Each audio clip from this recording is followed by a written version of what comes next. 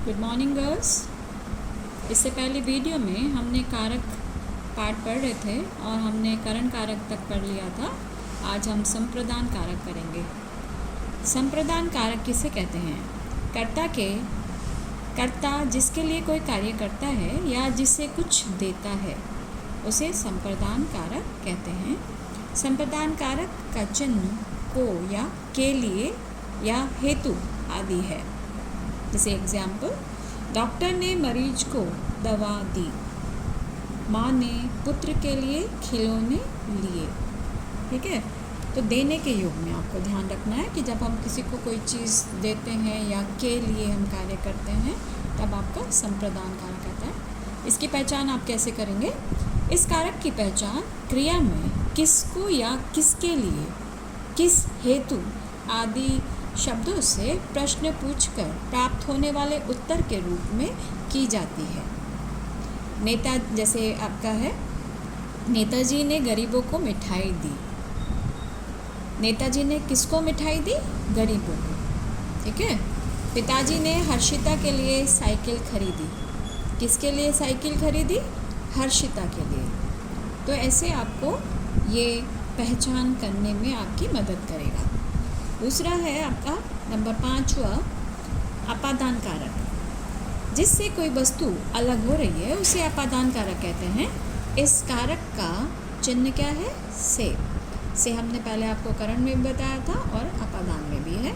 आपको यहाँ पर ध्यान देना है कि अलग होने के योग में जो से आता है वो आपका अपादान कारक में। जैसे पेड़ से फल गिरता है, पेड़ से फल गिरता है, पेड़ भी यहाँ पर संज्ञा और फल भी, तो अलग होने के योग में। रेलगाड़ी स्टेशन से चली गई। कहाँ से चली गई? रेलगाड़ी स्टेशन से। तो ये आपके अलग होने के योग में। और एक और देख लेंगे, जहाँ हम तुलना करते हैं, डरने की भावना हो, सीखने की हो, लजाने की या घृणा के भाव जहाँ पर दिखाई देते हैं वहाँ पर आपको अपादान कारक करना है। इसकी पहचान कैसे करेंगे? इस कारक की पहचान क्रिया में कहाँ से लगाकर प्रश्न पूछने से प्राप्त होने वाले उत्तर के रूप में की जाती है। लड़की छत से गिर पड़ी। आपका उदाहरण है, लड़की छत से गिर पड़ी। कहाँ से गिर पड़ी? छत से। मोहन बाजार से आ रहा है। मोहन कहाँ से आ रहा है? बाजार से। ठीक है। दूसरा एग्जाम्पल भी ये प्रश्न के उत्तर दिए हुए हैं। 6 नंबर पे है आपका संबंध कारक। संज्ञा या सर्वनाम के जिस रूप से एक व्यक्ति या वस्तु का दूसरी वस्तु या व्यक्ति से संबंध प्रकट हो, यानी आपस में उसका संबंध दिखाया जाए, वहाँ पर आपका संबंध कारक होता है। इस कारक के चिन्ह हैं का, के, की, रा, रे, री या ना, नी, ने आदि।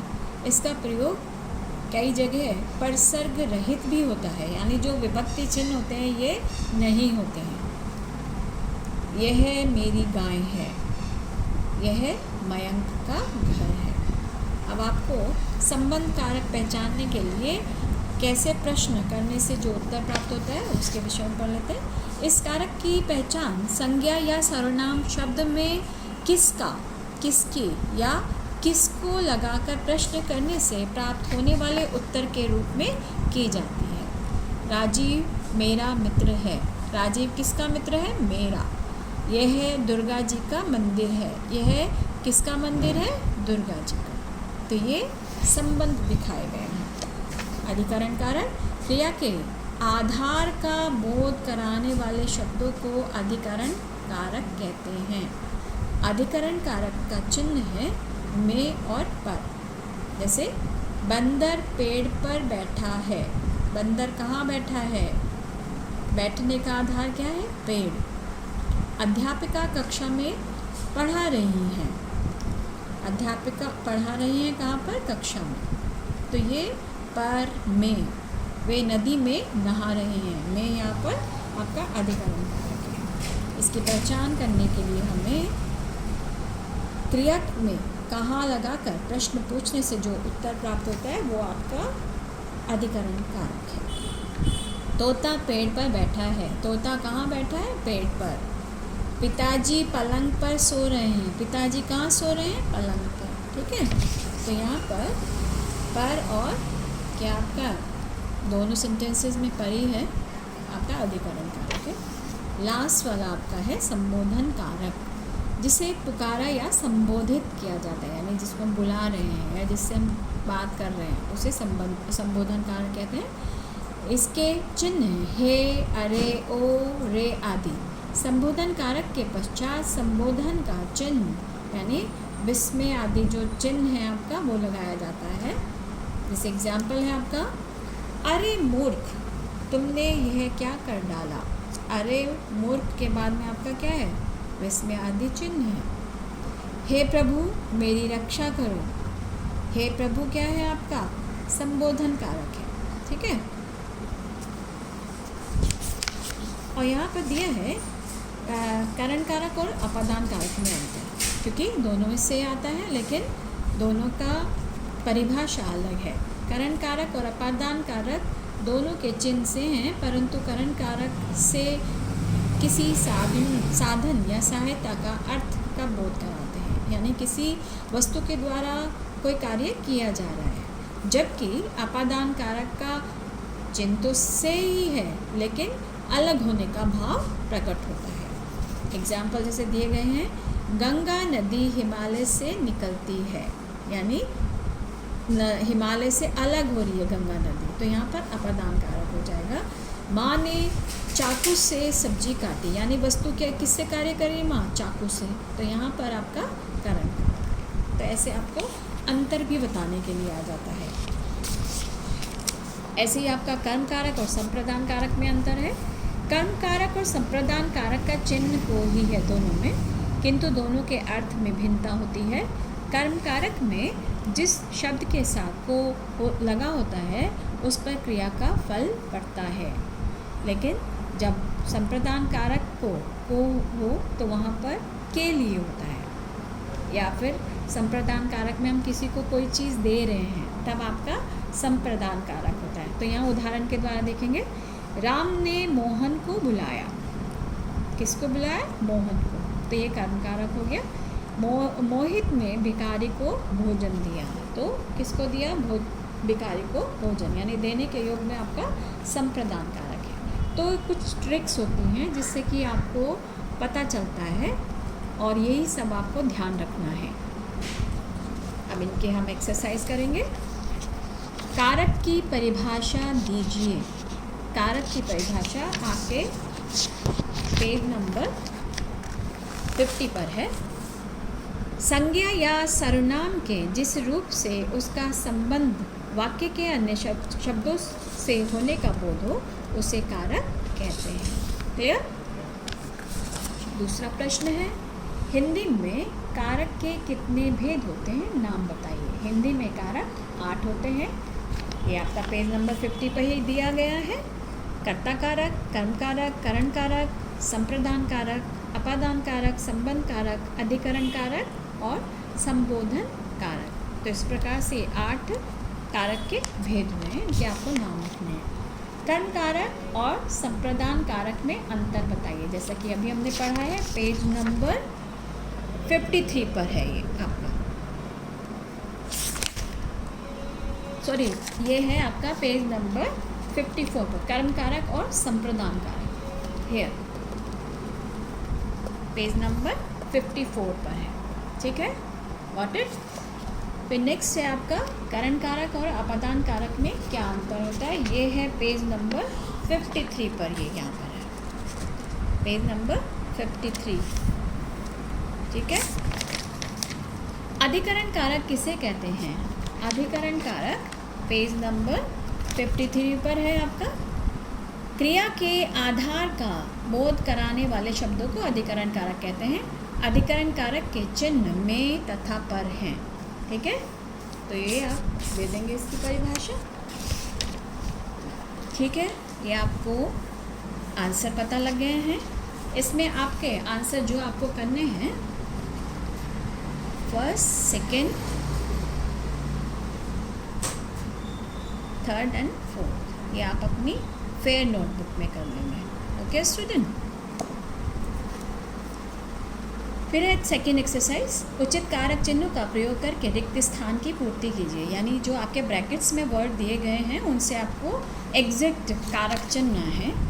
गीता डैश पुस्तक फाड़ डाली, गीता ने पुस्तक फाड़ डाली, ने आ जाएगा, ने आपका कर्ता कारक। अध्यापक ने डैश हस्ताक्षर किए, किससे किए? से, कलम से। ठीक है। थर्ड है, यह गंगा जी डैश धारा है। आपके ऑप्शन है का, की, तो आपको क्या आ जाएगा? यह गंगा जी की धारा है, संबंध दिखाया गया है। लड़के नदी डैश नहा रहे हैं, पर और में क्या आ जाएगा आपका? लड़के नदी में नहा रहे हैं। विधायक जी ने मुख्यमंत्री डैश पत्र लिखा, क्या आ जाएगा? से या को में से आपका को आ जाएगा। विधायक जी ने मुख्यमंत्री जी को पत्र लिखा। ठीक है। तो आपको ये सेंस के आधार पर देख लेना है पढ़ के कि कौन सा कारक चिन्ह सही रहेगा, वो आपको फिल करना है। रंगीन शब्दों में प्रयोग हुए कारक का नाम लिखेंगे, जो आपके कलर्ड लिखे गए हैं शब्द उनका। सरिता ने दूध नहीं पिया, तो कलर्ड शब्द क्या है? सरिता ने, तो इसमें आपको बताना है कौन सा कारक है? कर्ता कारक। दूसरे एग्जाम्पल, मनीष ने राधा को उपहार दिया, तो यहाँ पर जो आपके रंगीन शब्द हैं, मनीष ने, यहाँ पर दो हैं आपके कारक। मनीष ने कर्ता कारक, राधा को क्या हो गया? देने के योग में संप्रदान, संप्रदान कारक, कर्ता कारक और संप्रदान कारक। हे भगवान मेरी लाज बचा लो, रंगीन शब्द है हे भगवान, ये क्या हो गया आपका? भगवान को संबोधित कर रहे हैं। ठीक है, संबोधन कारक। यह मेरे पिताजी की घड़ी है, यह मेरे पिताजी की क्या है? संबंध दिखाया गया है, संबंध कारक। तालाब में कमल खिले हैं, तालाब में अधिकरण कारक। ठीक है गर्ल्स। अब है आपका कारक और उनके चिन्हों को उचित मिलान कीजिए, यानी आपको मेल करना है। ठीक है। कर्ता कारक का क्या चिन्ह है? ने, ने आपका फर्स्ट हो गया। कारक का, करण कारक का है से या द्वारा। अपादान कारक अलग होने के योग में से। ठीक है। फिर है कर्ण कारक को, संप्रदान कारक को या के लिए, अधिकरण कारक में और पर। तो ऐसे आपको मैच द फॉलोइंग करना है। ठीक है। क्वेश्चन नंबर 5, उचित विकल्प चुनकर रिक्त स्थानों की पूर्ति कीजिए। कर्ता कारक का चिन्ह है, यहाँ पर आपके ऑप्शन गिवन है, उसमें से आपको चूज करना है ने, को, से। तो कौन सा चिन्ह हुआ कर्ता कारक का? ने। के लिए चिन्ह है, यहाँ पर कारक के नाम दिए गए हैं, कर्म कारक का, अपादान कारक का या संप्रदान कारक का। किसके लिए है? संप्रदान कारक। ठीक है। नेक्स्ट है, जिससे कोई वस्तु अलग हो रही है उसे कहते हैं डैश। इसमें आपको कारक बताना है, संप्रदान कारक, अपादान कारक या संबंध कारक। कौन सा उचित है? अपादान कारक। ठीक है। अपादान कारक का चिन्ह है, यहाँ पर आपको चिन्ह बताना है। 3 ऑप्शन है, में, से और के। कौन सा करेक्ट आंसर है? से। हे, अरे आदि चिन्ह है, कौन से कारक के चिन्ह हैं? संबंध कारक के, अपादान कारक के या संबोधन कारक के। तो हे, अरे किस में आता है? संबोधन कारक में। संबोधन कारक आपका करेक्ट आंसर है। का, की, के आदि चिन्ह हैं, किस में आते हैं? का, के, की। 3 ऑप्शन गिवन है, कर्ता कारक, संबंध कारक और कर्म कारक। किस में आते हैं? जहाँ पर संबंध दर्शाया जाता है, संबंध कारक में। ठीक है। तो ये आपके